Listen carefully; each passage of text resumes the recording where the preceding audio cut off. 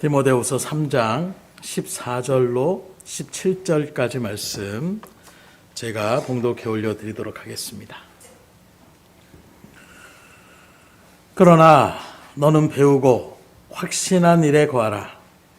너는 내가 누구에게서 배운 것을 알며 또 어려서부터 성경을 알았나니 성경은 능히 너로 하여금 그리스도 예수 안에 있는 믿음으로 말미암아 구원에 이르는 지혜가 있게 하느니라. 모든 성경은 하나님의 감동으로 된 것으로 교훈과 책망과 바르게 함과 의로 교육하기에 유익하니 이는 하나님의 사람으로 온전하게 하며 모든 선한 일을 행할 능력을 갖추게 하려 함이라. 아멘. 이 세상의 모든 일들을 바라보면 희귀성과 작품성 그리고 시대성에 따라서 그 가치가 변하는 것을 바라볼 수가 있습니다. 예를 든다라면 단원 김홍도의 같은 그림을 바라볼 때에 그 시대에 그 사람을 살았을 때는 술 한 잔에 그렇게 그림을 갖다가 나눠주는 그런 모습이 오늘날 단원 김홍도의 그림 가운데는 몇십억을 호가하며 나아가는 이런 모습들을 우리가 바라볼 수가 있는 것입니다. 곧 이 세상의 것은 세월이 흐르면서 가치가 변하는 것들이 많다라는 거예요. 그러나 아무리 세월이 흘러도 변화되지 않는 것이 있는데 그게 바로 무엇이냐? 그걸 진리라고 하는 것이고 하나님의 진리의 말씀이라고 증거하는 성경의 말씀이 바로 변함없이 우리를 구원의 자리 가운데 이끌어가는 하나님의 은혜임을 우리가 분명히 알아야 된다는 거예요. 그래서 주님은 하나님이 말씀하신 이 말씀에 1.1학도 변하지 않고 세상 끝날까지 있게 된다는 것을 분명하게 우리에게 선포하고 있는, 그래서 우리가 성경 말씀을 하나의 글, 옛사람들이 썼던 어떤 글의 내용이 아니라 진리의 말씀, 하나님의 진리의 말씀이라고 우리가 증거하는 것이고, 그래서 이 말씀이 우리의 신앙의 기준이 되어야 된다는 것을 여러분들에게 강조하고 있는 것입니다. 물론 이 복음을 전달하며 나아가는 수단이나 복음을 담는 문화는 세월에 따라서 시대에 따라서 변화될 수 있습니다. 쉽게 얘기해서 이전에는 다 성경책을 갖다가 우리가 들고 다녔지만 요즘 젊은 사람들은 스마트폰에 다 그것들이 어플로 다 깔려 있어서 굳이 성경책을 가져가지 않아도 그 핸드폰, 스마트폰으로 성경을 읽을 수 있고 찾을 수 있고 묵상하며 나갈 수 있는 여러 가지 방편들이 있다라는 거예요. 이처럼 말씀을 담는, 복음을 담는 그릇은 변할 수 있고 사람도 변하고 문화도 변할 수 있지만 또 전달 방법도 틀려질 수 있지만, 다시 말하면 PPT나 이런 것들을 통해서 또 영상으로 보여주는 이런 여러 가지 방법들이 달라질 수 있지만 복음 그 자체, 말씀 그 자체는 변하지 않는다라는 거예요. 어떤 우리에게 보여지는 방식의 차이는 다를 수 있지만, 시대마다 변할 수는 있지만 그 말씀의 진리, 그 핵심은 어느 시대가 되더라도 그 옛날 시대에도 예수님만이 오직 구원이시고 오늘 이 시대에도 예수님만이 오직 구원이라는 이 사실은 변함이 없다라는 것입니다.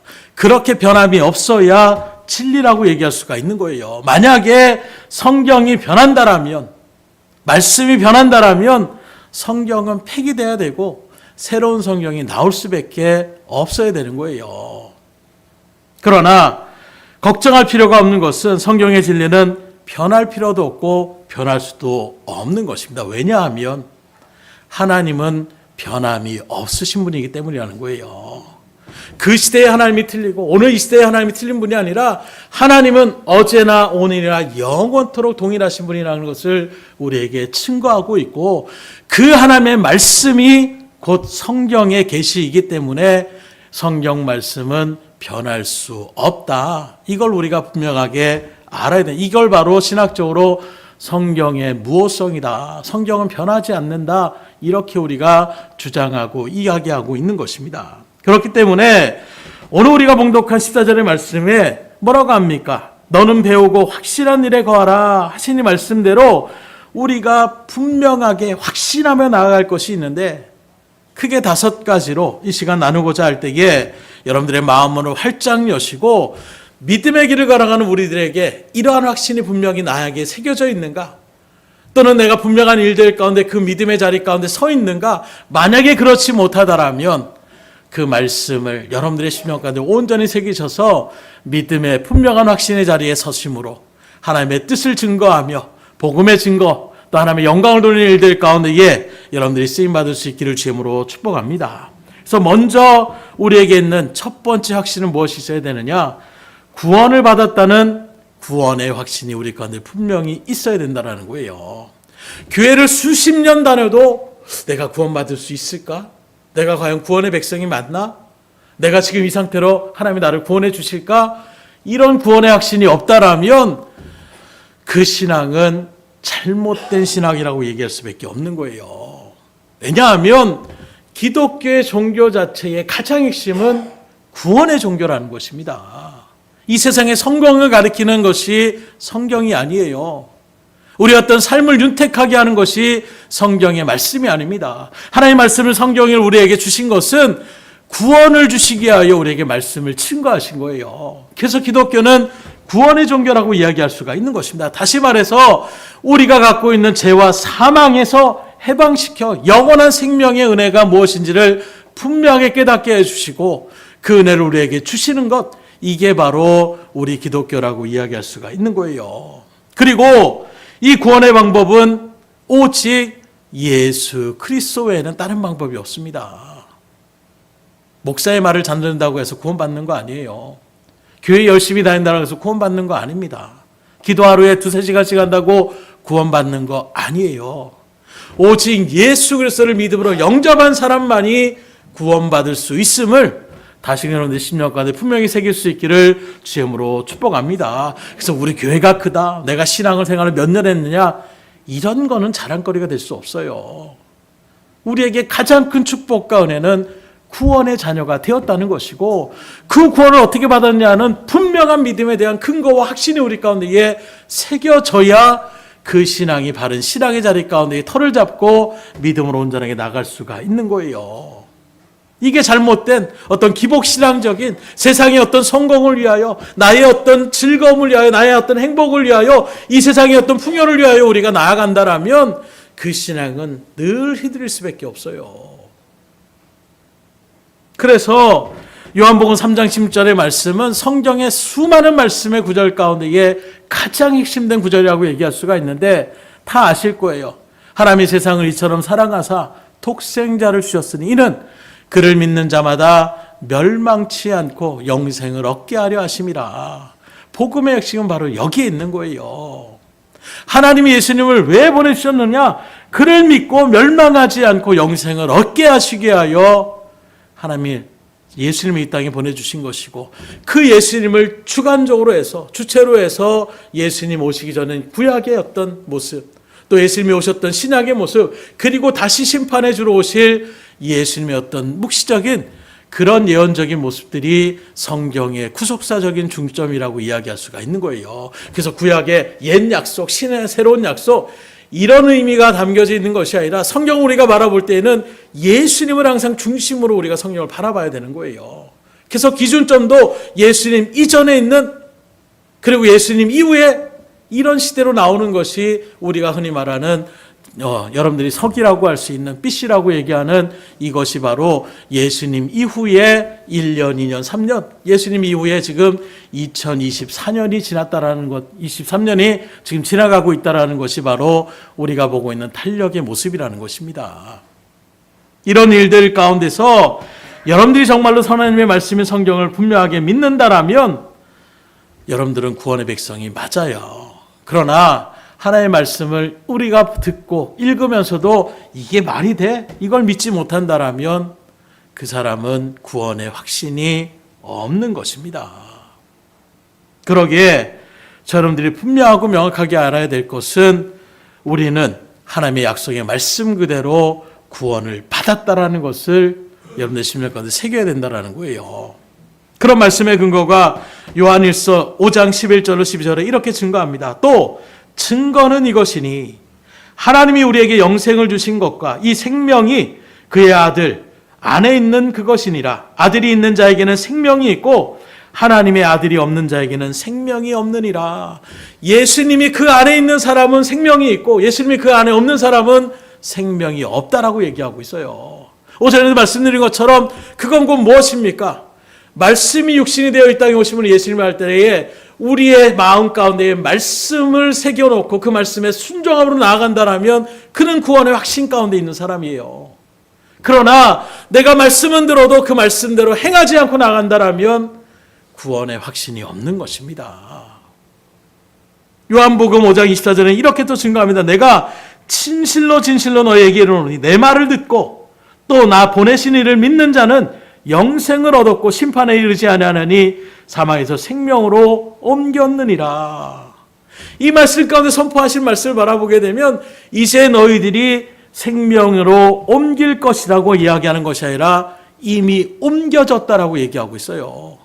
구원을 받을 것이라고 얘기하는 것이 아니라 이미 영생을 얻었노라고 선포하고 있는 것입니다. 왜냐하면 예수를 믿음으로 영접했다라는 것은 곧 주님을 믿음으로 영접했다라는 것이고 영접한 자는 이미 하나님의 은혜 가운데 제사함의 은총을 받았고 하나님의 구원의 백성으로 삼아 주셨기 때문이라고 얘기하고 있어요.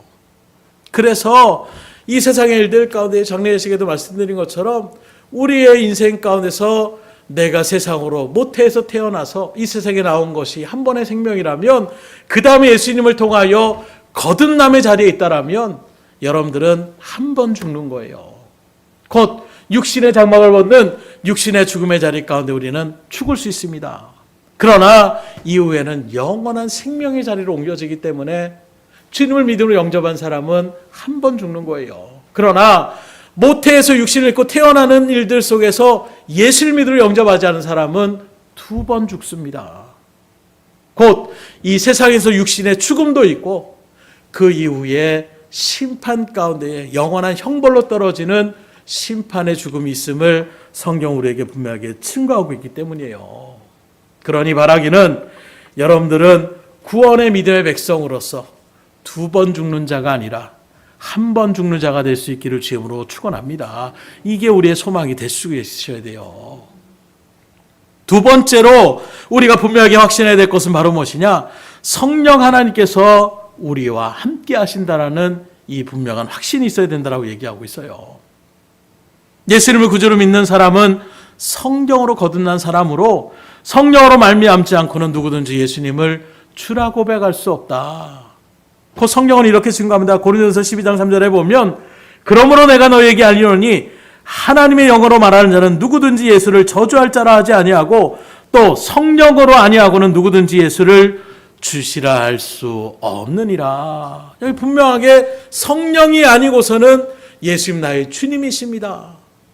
물론 입술로만의 어떤 그런 아무런 영혼 없는 그런 고백이 아니라 내 마음의 진심으로 예수님은 나의 정말로 주인 되십니다라는 이 믿음의 고백은 나에게 은혜를 주시는 성령의 은혜가 아니고는 고백할 수가 없다라는 거예요. 건성으로 이야기하는 것이 아니라 억지로 읽어나가는 것이 아니라 정말로 예수님 나의 주님이 맞습니다. 그 십자가의 죽으심으로 나의 죄를 사해 주는 것을 내가 의심치 않습니다. 라고 여러분들이 분명하게 전하고 고백할 수 있는 것이 바로 성령이 여러분들과 함께 하심의 표징이요 확증이라고 이야기하고 있는 거예요. 그러면 우리 옆 사람한테 고백하겠습니다. 저는 예수님이 나의 주인 되심을 분명하게 믿습니다.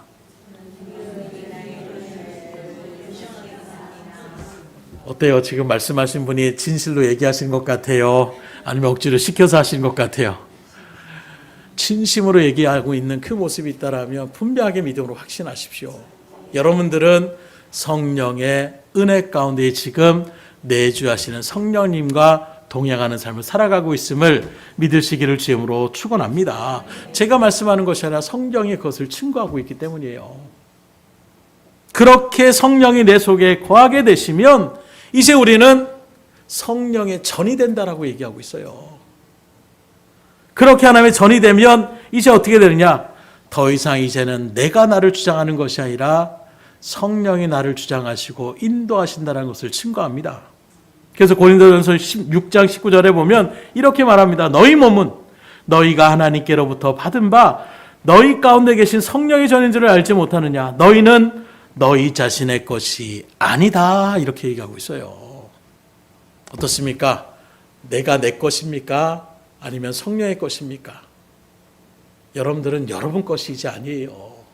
예수님을 구주로 주인으로 모셨다고 하면서 내가 여전히 내가 주인입니다. 예수님도 주인이세요? 저도 주인인데 제 말을 들어야 될까요? 예수님 말을 들어야 될까요? 우리가 이렇게 다투고 있다라면 우리는 믿음의 자리 가운데 선 사람을 얘기할 수 없어요. 그래서 내가 예수님 나의 주인이십니다 얘기하는 것은 무엇입니까? 주인의 말에 그대로 복종하며 따르는 것이 그게 종의 자세요. 그게 우리의 믿음의 자세라고 이야기할 수가 있는 거예요. 그런데 오늘 우리의 신앙을 바라보면 말씀을 들을 때에 이건 아닌데, 이거 시대에 맞지 않는데, 이러면 내가 손해보는데, 이렇게 하면 내가 살 수 없는데, 하나님 요건 아닌 것 같습니다. 요건 하나님 봐주셔야 됩니다. 이렇게 우리가 변명 아닌 변명을 하고 나아가는 모습들이 너무나도 당연시되는 시대가 되고 있지 않는가. 결코 그럴 수 없습니다. 주님이 명령하시면 내 생각은 그렇더라도 주의 말씀이 그렇다면 따라가는 것, 이게 주님을 정말로 주인으로 인정하는 신앙의 자리지, 주님한테 이것 따지고 저거 아니라고 얘기하고 그래서 나는 이렇게 할 수밖에 없다라고, 이건 주님을 주인으로 인정하는 자리가 아니지 않냐라는 거예요. 그런데 우리는 뻔뻔하게도 난 주님을 주인으로 인정합니다. 주님이십니다. 고백은 하지만 정작 중요한 결정, 또 어떤 일들을 진행하며 나갈 때에도 주님의 뜻이 아닌 내 생각과 내 주장으로 나가려고 하면 그게 어떻게 주님을 주인이라고 우리가 고백한다라고 이야기할 수가 있겠어요. 그래서 성령의 은혜 가운데 우리가 서하게 되면 하나님의 그런 주인 되심을 우리가 바라보면서 성령의 주장하신 대로 나아갈 때에, 그럼 어떻게 됩니까? 우리는 구별된 삶을 살아갈 수밖에 없어요. 왜냐하면 성령 하나님이 거룩하신 분이기 때문입니다. 그러니 성령이 내 속 안에 거하게 되시면 죄에 대하여 민감하게 반응하는 거예요. 이전에는 남들 다 하니까 나도 이 정도야. 그러나 성령이 내 가운데 거주하시고 내 마음의 중심 가운데 성령님이 계시면 이러면 안 되는데, 하나님이 그렇게 하면 안 된다고 했는데 내 마음에 그것이 찔림이 되는 거예요. 비침이 되는 것입니다. 그래서 우리가 죄를 멀리하고 그 자리 가운데 안 가려고 하는 이런 모습은 어떻게 되냐? 성령의 역사로 우리가 그렇게 나아가는 거예요. 그래서 성경은 말합니다. 성령을 거스르지 말아라. 그 말의 전제는 무엇입니까? 방금 얘기한 것처럼 성령님이 내 안에 주인이십니다 모셔놓고선 우리가 자꾸 그건 아닌 것 같아요. 지금 제 말을 들으셔야 됩니다. 그거 몰라서 그렇습니다. 이 시대는 이렇게 나아가야 됩니다. 이렇게 나가는 모습 가운데 나가게 되면 결국에는 성령 하나님이 어떻게 되겠습니까? 여긴 나를 주인으로 모시지 않는구나. 성령이 나가실 수밖에 없는 거예요. 그럼 성령이 나가면 어떻게 됩니까? 악령이 기다렸던 듯이 들어오는 것입니다. 그래, 세상이 최고지. 너 이렇게 사는 것이 좋은 거야. 이게 바로 사단의 괴계요 미혹임을 여러분들이 아셔야 되는 거예요. 신앙생활을 한다고 하면서도 정작 성령의 전이 되는 것이 아니라 악령의 전이 되어져서 여전히 세상이 전부인 줄 살아가고 있다라면, 왜요? 세상이 전부인 줄 살아가는 것이 그 사단의 괴계임을 우리에게 증거하고 있는 거예요. 근데 점점 교회에서 또 신앙의 고백들을 바라보게 되면 세상 위주로 나아가는 고백들이 거침없이 우리 가운데에 쏟아지는 모습을 우리가 바라볼 수가 있어요. 하나님의 말씀이 이래서 우리가 지켜야 되는 것 아닙니까? 하나님의 뜻이 이렇기 때문에 우리가 그렇게 나아가야 되겠죠 라는 것이 아니라 세상이 그러니까, 어쩔 수 없으니까, 상황이 그러니까, 하나님의 말씀은 그렇더라도 지금 이 세상의 현실은 이렇기 때문에 우리는 너무나도 쉽게 세상의 원리와 세상의 이치들을 앞에 놓고 그러면서 우리가 성령의 전임을 잊어버리고 있는, 내주하시는 성령님을 우리가 잃어버리며 나아가고 있지 않냐라는 거예요. 방금도 여러분들이 다 믿음으로 고백했다라고 말씀하셨어요. 나한테 말씀했던 그분은 분명히 성령의 전이라는 것을 여러분들 또한 보증해 주셨어요. 그렇다면 성령의 임재하심의 뜻대로, 성령님의 역사하심과 조명대로 살아갈 수 있기를 주임으로 축원합니다. 그래서 요한복음 14장 20절에는 또 이렇게 말합니다. 보혜사 곧 아버지께서 내 이름으로 보내신 성령, 그가 너에게 모든 것을 가르치시고 내가 너에게 말한 모든 것을 생각나게 하시리라. 죄에 대한 민감성을 알게 하시는 뿐만 아니라 성령님은 우리가 복음을 증가하며 나가거나 하나님의 일들을 감당하며 나갈 때에 우리를 도우시는 분으로 하나님이 보내주셨다고 말씀하고 있는 것입니다. 그런 모습에서 심지어 오늘 우리가 읽었던 것처럼 모든 성경은 성령의 그런 은혜 가운데에 하나님의 감동으로 되었음을 우리에게 증거하고 있어요. 그래서 성령 하나님 가운데에 우리가 온전하게 나아가면 성령은 하나님의 영으로 성경을 기록하는 데 역사하신 그 영이기 때문에 우리가 말씀을 듣고 읽을 때에 우리를 깨닫게 해주십니다. 아, 하나님의 뜻이 이런 것이었구나. 아, 내가 지금까지 이걸 몰랐구나. 하나님께서 우리를 조명하시고 환히 보여주시는 이런 일들을 우리 가운데에 보내주시는 거예요. 또 말씀을 증거하며 복음을 전할 때에도 전혀 생각지 않았던 그런 말씀의 구절들을 떠올리게 하시고 담대하게 또 선포하며 나갈 수 있는 이런 일들의 모습들도 전도의 자리 가운데 나가신 분들은 체험하실 때가 있으실 것입니다. 그것 또한 성령이 알려주시는 거예요. 주의 일들을 감당하며 나갈 때 하나님이 우리의 지각을 열어주시는 것입니다. 그러기에 우리의 신앙생활 가운데 성령이 내 속에 함께 하신다는 이 확신보다 더 큰 은혜는 없어요. 성령이 지금 나와 함께 되는 이 분명한 믿음의 자리 가운데 서면 우리의 신앙의 발걸음은 신이 나는 것입니다. 그렇게 보혜사 성령님이 지금 여러분과 함께 있음을 믿음으로 확신하며 나아갈 수 있기를 주님으로 축원합니다. 그런 믿음의 일들 가운데 있을 때 우리는 외롭지 않은 거예요. 괴롭지 않은 것입니다. 쓰러지지 않는 거예요. 세 번째로 우리가 분명히 가져야 될 믿음의 확신은 바로 무엇이냐? 우리가 기도하면 반드시 하나님이 응답해 주시다라는 확신이 있어야 되는 것입니다. 우리 하나님이 어떤 하나님입니까? 죽은 하나님이 아니에요. 살아계시고 역사하시는 하나님이라고 얘기하고 있습니다. 그래서 하나님은 오늘도 우리에게 대화를 요청하시는 거예요. 우리의 음성을 듣기를 원하십니다. 하나님의 말씀을 여러분들이 또 듣고 순종하길 바라신다라는 거예요. 그래서 하나님의 말씀, 진리의 말씀인 성경은 수많은 곳에서 하나님께 부르짖으라, 하나님 앞에 기도해라, 믿음으로 간구하라, 끊임없이 우리에게 기도를 명령하고 있음을 바라볼 수가 있는 것입니다. 그리고 뭐라고 하느냐? 기도만 하는 것이 아니라 기도하면 내가 응답해 주겠다라는 거예요. 왜요? 하나님은 죽은 하나님이 아니시기 때문이에요. 살아계시고 여러분들의 기도와 간구를 들으시고 그 일들의 응답의 역사를 이뤄나갈 수 있는 능력의 하나님이 되시기 때문에 그런 모습 가운데서 오늘도 여러분들이 수없이 기도하며 나갈 때에 그냥 하늘의 메아리처럼 그렇게 하는 것이 아니라 내가 지금 하나님 앞에 기도하며 나가는 이 기도가 하나님의 은혜 가운데 분명하게 이루어진다는 확신을 가지고 기도할 수 있기를 주님으로 축원합니다. 그래서 주문 같은 기도는 되도록이면 하지 마세요. 주기도문 또한 여러분들 그 의미를 생각하면서 우리가 기도해야 되지 그냥 하나의 주문으로 쭉 그냥 외우듯이 나아가는 모습들, 이건 우리가 기뻐하는 하나님의 기도의 자리가 아닙니다. 그래서 늘 말씀드리지만 아름다운 미사오그를 통해서 기도할 필요 없어요. 진실된 내 마음을 통하여 지금 하나님이 내 앞에 계시다는 생각을 가지고 그 하나님 앞에 기도하며 또 그 기도에 하나님이 반드시 나에게 은혜를 주시고 응답하여 주실 것을 확신하며 나아가면 그 기도는 그렇게 신이 날 수가 없어요.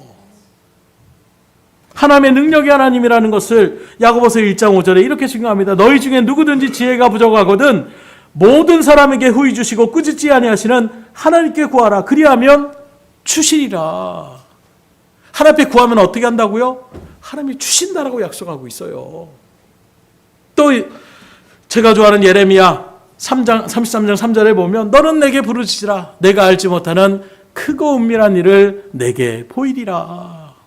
하나님 앞에 부르짖으며 기도하면 하나님께서 우리가 알지 못했던 놀라운 일들을 우리에게 깨닫게 해주시고 알려주시고 응답해 주시겠다라고 얘기하고 있는 것입니다. 특별히 요한복음 14장 13절로 14절에 이렇게 증거합니다. 너희가 내 이름으로 무엇을 구하든지 내게 시행하리니 이는 아버지로 하여금 아들을 인하여 영광을 얻으시게 하려 함이라. 내 이름으로 무엇이든지 내게 구하면 내가 이루리라 말씀하고 있어요. 누가 이루신다라고요? 예수님께서 그 예수님한테 구하기만 하면 이루어 주시겠다라고 약속하고 있는 것입니다. 그분이 누구냐? 한 번 그렇게 약속한 것은 반드시 지키시는 분. 그래서 신실하신 하나님이라고 얘기하고 있는 거예요. 저도 가끔씩 약속을 하고 또 뭐 이런저런 일들을 했을 때에 뭐 때로는 상황이 여의치 않아서 또는 이런 일들 가운데에 약속을 파기할 때가 있는데 우리 인간은 불완전하기 때문에 그럴 수 있어요. 그러나 하나님은 그런 분이 아니에요. 내가 잘못 얘기했다. 내가 실수했다. 내가 깜빡했다. 하나님은 그런 분이 아니십니다. 한 번 말씀으로 약속하신 것은 너희들 내 이름으로 구하라. 그럼 내가 너희에게 이뤄주겠다. 약속해 주신 거예요. 이 약속의 하나님은 우리에게 그 약속대로 이뤄나가시는 분임을 믿으시기를 주님으로 축원합니다. 그럼에도 불구하고 왜 기도하지 못하는, 여전히 기도가 쉽지 않는 이런 일들이 우리 가운데 펼쳐지는 이유가 무엇이냐? 왜 새벽 기도에 나오는 것이 힘들고 왜 하나님께서 내 기도를 들으신다는 확신이 없느냐? 응답에 대한 확신이 없기 때문에 그런 거예요. 응답이 이루어지면 저도 마찬가지예요. 기도했는데 하나님이 들어주시되 체험해 보세요. 기도가 저절로 기도의 자리에 나갑니다. 오늘 기도하지 말고 여기 있어 해도 그 확신인 사람은 기도의 자리 가운데 나갈 수밖에 없어요. 체험이 있기 때문에. 반대로 이런 기도의 응답에 체험이 없는 사람들은 기도가 재미없는 거예요. 기도해봤자 뭐 들어주지도 않는데, 아무런 변화도 없는데, 그러니까 기도의 자리에 서는 것이 그렇게 부담이 되고 힘들 수밖에 없는 것입니다. 그런 마음이 있다라면 오늘 분명하게 여러분들 가운데 새기십시오. 우리가 기도하는 그 기도는 반드시 응답됨을 믿으시기를 주님으로 축원합니다. 우리의 신음하는 그 괴로움의 기도를 주님 앞에 올릴 때도 주님 들으시고, 간절한 마음으로 부르짖으며 통성으로 기도하는 것도 들으시고, 조용히 읊조리듯이 묵상하며 주님 앞에 아뢰며 나가는 그 기도도 주님은 듣고 계신다라는 거예요. 그러니 바라기나 하나님이 내 기도를 다 듣고 계시고 반드시 응답해 주실 믿도록 확신하는 가운데에 기도의 자리를 세워나갈 수 있기를 주님으로 축원합니다. 기도해보면 알아요. 기도의 응답을 체험하면 그렇게 기도가 신이 납니다. 능력을 체험하고 나면, 하나님의 역사를 체험하고 나면 신앙생활이 정말로 재미있어져요. 특별히 신앙하는 것이 지금 겨우겨우 힘들고 어렵다 하시는 분들은 하나님의 은혜 가운데 다시금 기도의 응답을 확신하며 주님 앞에 간절한 마음으로 나아가 보시기를 주님으로 축원합니다. 네 번째로 믿음의 성도로서 우리가 분명하게 확신해야 될 것은 하나님이 선한 대로 인도하신다라는 이 하나님의 인도하심에 확신이 있어야 된다는 거예요. 우리 인간은 아는 것처럼 미래를 내다볼 수 있는 능력이 없습니다. 한 치 앞을 알지 못하는 것이 우리의 모습이에요. 그게 우리의 연약한 모습이고 우리의 한계인 것입니다. 그러나 그런 우리 인간에 달리 하나님은 어떤 분이십니까? 모든 것을 아시는 분이라고 얘기하고 있어요. 그래서 천지하신 하나님이라고 얘기하고 있는 것입니다. 그 하나님은 어제 일도 아시고 오늘의 일도 아시고 우리의 미래에 대한 부분들도 다 알고 계시는 분임을 성경은 우리에게 분명하게 증거하고 있어요. 그러므로 믿음의 성도는 어떻게 됩니까? 하나님이 우리를 사랑하시고 우리의 삶을 선한 길로 인도하신다는 분명한 믿음의 확신이 있어야 되는 거예요. 나는 불안합니다. 오늘 또 사고가 났네. 또 이 세상은 어떻게 될지 몰라. 사람들이 참 범죄가 막 어떻게 저렇게 일어날지 모르니까 두려워서 난 못 가겠어. 저도 가끔씩 그럴 때가 있어요. 괜히 뭐 연락이 없고 나가면 걱정이 됩니다. 혹시 또 무슨 일이 있는가?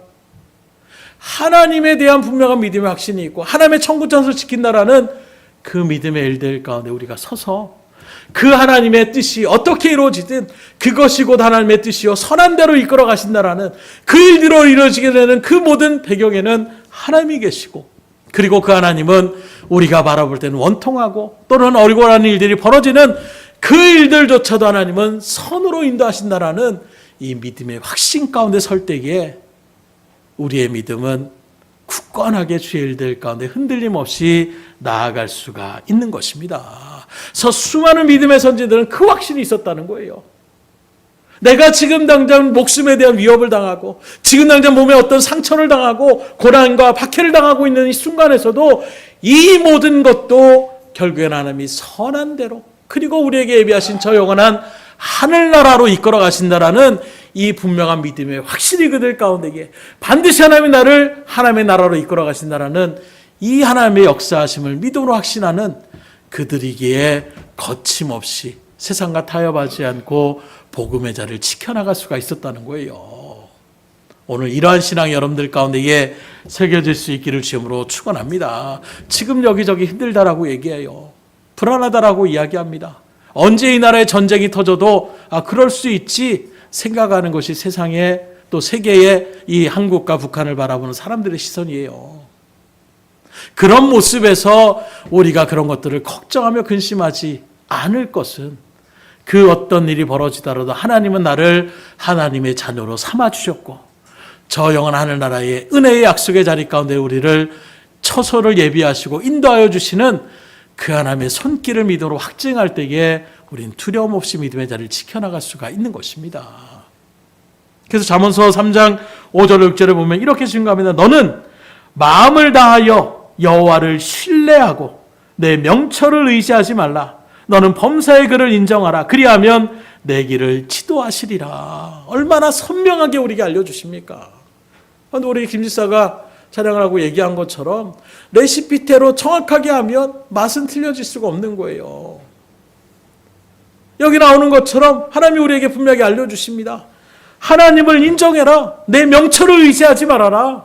네 지혜를 의지하지 말고 네 경험을 의지하지 말고 하나님을 온전하게 인정하며 나아가라. 그리하면 그가 인도해 주신다는 거예요. 지도하신다라는 것입니다. 그런데 많은 이들 가운데 하나님의 인도하심을 받지 못하는 이유는 무엇입니까? 하나님 왜 어디 계세요? 왜 나를 이렇게 하셨습니까? 차근차근 돌아보면 하나님의 지도하심을 받고 하나님의 인도하심, 그 하나님이 인정하며 나갔던 발걸음이 아니라 원래 내가 했던 일인데 이것이 원래 맞는 것인데 지금 이 세상의 일들 가운데 이것이 옳은 것인데 내 명철을 의지하며 나갔던 것은 아닌지 다시금 신앙의 원점으로 돌아가실 수 있으셔야 돼요. 중심을 바로 잡으셔야 돼요. 어느 순간에 교회 안에서도 세상의 문화와 세상의 이치가 이전에 교회의 어떤 문화가 세상의 문화를 위에 서 있을 때에는 그 파급력의 일들 가운데서 그를 깨우치게 하고 의학에 어떤 도움을 주고 이런저런 학교를 세우고 나갔던 그런 모습이 이제는 세상의 어떤 문화와 교회의 어떤 모습들의 수준이 역으로 나아가는 이런 모습들. 문화는 차이가 생길 수 있어요. 그러나 서두에 말씀드린 것처럼 진리는 변할 수 없는 거예요. 아무리 세상의 과학이 더 뛰어나져 있고 세상에 어떤 이치들이 뛰어나 있더라도 이 복음의 진리, 이 진리만큼은 변할 수가 없는 것입니다. 그런데 이런 영향들이 어느 순간에 점점 교회 안에 침투되어 들어져서 교회 여러 가지 일들이나 모습들을 바라보게 되면 세상의 생각이 앞서 나아가는, 세상의 원리가 앞서 나아가는 이런 모습을 우리가 심심찮게 바라볼 수밖에 없더라는 거예요. 다시금 신앙의 원리 가운데 온전하게 서서 하나님의 인도하심을 인정하며 나갈 수 있기를 주님으로 축원합니다. 그래야만 하나님이 이끌어 주시는 거예요. 그래서 다윗은 수많은 고난의 일들 속에서도 우리가 잘 아는 것처럼 시편 23편에 이렇게 고백합니다. 여호와는 나의 목자시니 내게 부족함이 없으리로다. 그가 나를 푸른 풀밭에 누이시며 쉴만한 물가로 인도하시는도다. 내 영혼을 소생시키시고 자기 이름을 위하여 의의 길로 인도하시는도다. 여기 인도하시는도다 이 말은 다윗은 분명한 믿음이 확실히 있는 거예요. 어떤 길, 사망의 음침한 골짜기를 다닐지라도 해를 두려워하지 않을 것은 주께서 나와 함께 하시니. 그 주님이 누굽니까? 능력이 하나님이 함께 하시는데 내가 무슨 두려움이 있겠느냐? 이게 바로 하나님의 인도하심을 믿는 다윗의 고백이었어요. 그리고 이 믿음의 자리를 지켰던 다윗을 하나님은 약속하신 대로 이스라엘의 가장 위대한 왕으로 인정받는 자리 가운데 세워주시더라는 것입니다. 이런 다윗의 믿음처럼 하나님의 인도하심을 분명하게 확신하며 나갔던, 그리고 세상과 타협하지 않고 그 믿음을 지켜나갔던 다윗처럼 오늘 저 여러분들도 하나님의 인도하심을 굳건하게 바라며 나아갈 수 있기를 주님으로 축원합니다. 하나님의 인도하심을 믿을 때에 우리는 마음을 내려놓을 수가 있는 거예요. 마지막으로 믿음의 성도는 천국과 지옥에 대한 확신이 있어야 됩니다. 다시 말하면 미래적 소망이 분명하게 그려질 수 있어야 된다는 거예요. 그런데 보면 세상 사람들이 아니라 믿음의 성도라고 하는 사람들 가운데서도 천국과 지옥은 들어서 알지만 그걸 믿음으로 새기는 일들 가운데 서신 분들은 또한 우리가 찾아보기가 힘든 지경에 있는 것은 아닌가. 아니, 다 믿는데요.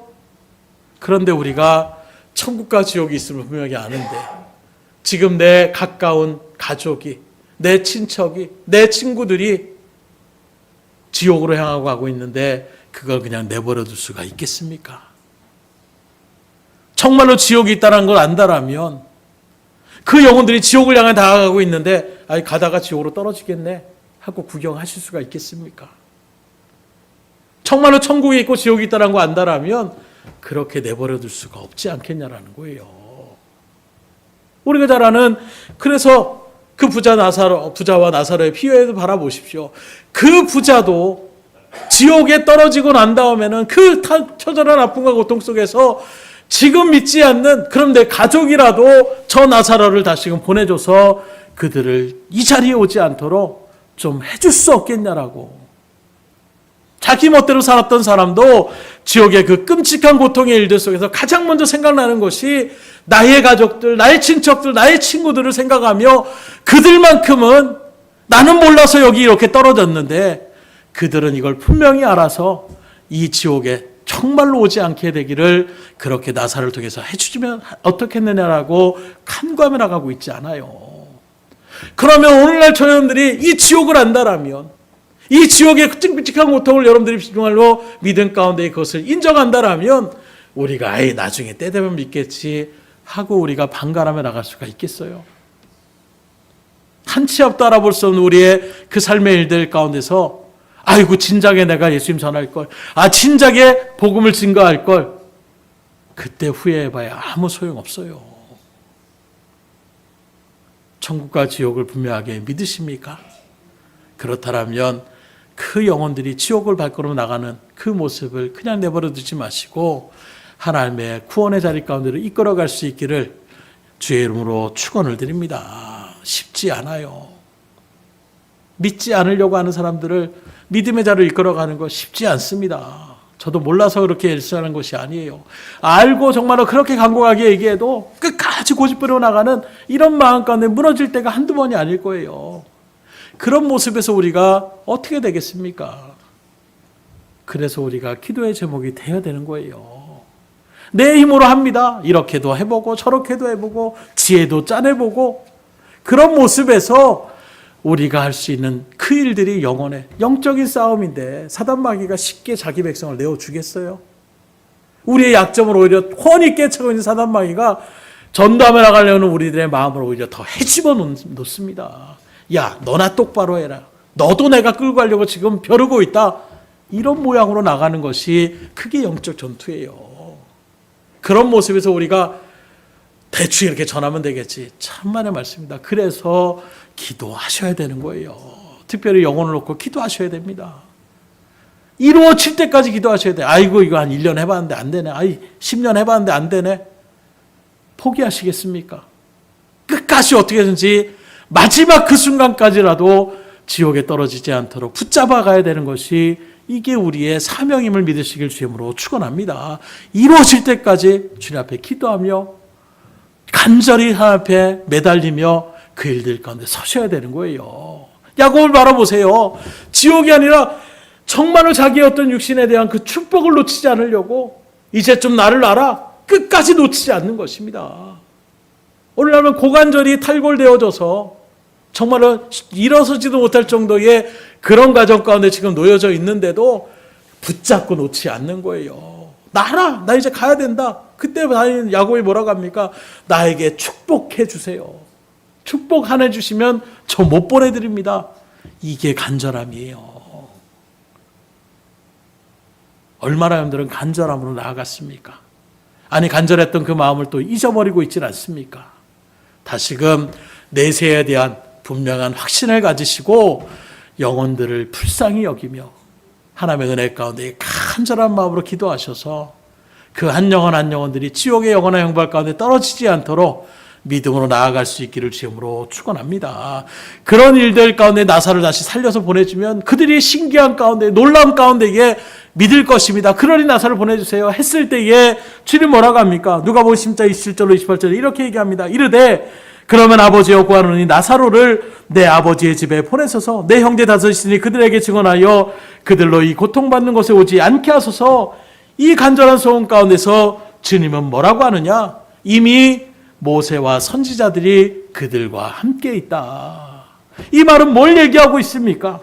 하나님의 진리의 말씀이 선포되어지는 그 말씀을 받아들이지 못하는 영혼들은 어차피 죽은 자가 살아나서 이야기해도 반짝할 뿐이지 진정한 믿음의 자리에 오지 못한다라고 이야기하고 있는 것입니다.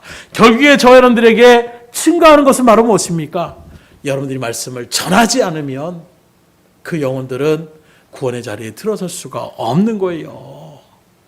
그래서 믿음은 들음에서 난다라고 우리에게 증거하고 있지 않습니까? 끊임없이 들려주셔야 돼요. 끊임없이 복음을 전하셔야 돼요. 그 순간에 그 영혼들의 마음이 언제 하나님의 성령의 역사 가운데서 주님의 구원의 자리 가운데 이끌어갈지 우리는 알지 못하기에 우리가 보여줄 수 있는 대로, 우리가 느껴질 수 있는 대로 끊임없이 복음을 증거해 나갈 수 있기를 주임으로 축원합니다. 그래서 이 세상을 살아갈 때에 복음을 듣고 믿음 가운데 들어간 사람만이 천국에 들어갈 수 있는 유일한 방법임을 우리에게 알려주시는 거예요. 우리가 구원받을 수 있는 방법은 복음을 전하고 복음을 듣는 것밖에 없습니다. 말씀을 듣고 말씀을 보는 것밖에 없습니다. 다른 방법은 우리에게 주시지 않아요. 그들을 살릴 수 있는 방법은 오직 예수 그리스도의 복음의 증거만이 있음을 분명하게 기억하시고 하나님의 말씀 가운데서 증거의 역할을 잘 감당해 나갈 수 있기를 주임으로 축원합니다. 말씀을 드립니다. 말씀드린 것처럼 이 5가지의 확실한 신앙을 가지고 우리가 나아가셔야 돼요. 구원에 대한 확신이 있어야 되는 것이고 성령의 임재에 대한 확신이 있어야 되는 것이고 말씀에 대한 분명한 확신, 그 주님께서 내세에 대한 부분들과 우리를 인도하심에 대한 이 분명한 확신이 우리 가운데 새겨질 때에 우리의 신앙은 흔들림이 없는 거예요. 그런 믿음의 자리 가운데 온전하게 서서 하나님 앞에 영광을 돌리며 복된 믿음의 자리 가운데에 온전히 설 수 있기를 주임으로 축복합니다. 하나님의 약속은 반드시 이루어 주시는 거예요. 우리 옆 사람한테 선포하겠습니다. 하나님의 약속은 반드시 이루어집니다. 그 말씀, 그 약속의 말씀 붙잡고 믿음으로 승리의 삶 가운데 설 수 있기를 주임으로 축원합니다. 기도하겠습니다. 주님 감사합니다. 오늘도 주의 말씀의 은혜 가운데 우리를 깨닫게 하여 주신 하나님, 우리가 믿음의 길을 걸어갑니다. 우리의 신앙의 연조가 짧게는 1년, 길게는 몇십 년의 신앙 가운데 우리가 걸어갔지만 오늘 말씀드렸던 이 5가지의 분명한 확신이 우리 가운데 세워지고 있었는지 다시금 점검케 하여 주신 하나님, 말씀 그대로 구원의 백성됨을 의심치 않게 하여 주시고 성령이 지금도 내주하시는 은혜 가운데서 우리가 죄를 멀리하며 성령의 인도하심과 조명을 따라서 믿음으로 나아갈 수 있도록 인도하여 주시고 구원의 복된 자리 가운데 온전하게 서서 우리의 기도에 응답하시고 반드시 역사하시는 그 하나님을 붙잡고 기도의 자리를 다시금 세워나갈 수 있도록 역사하여 주시옵소서.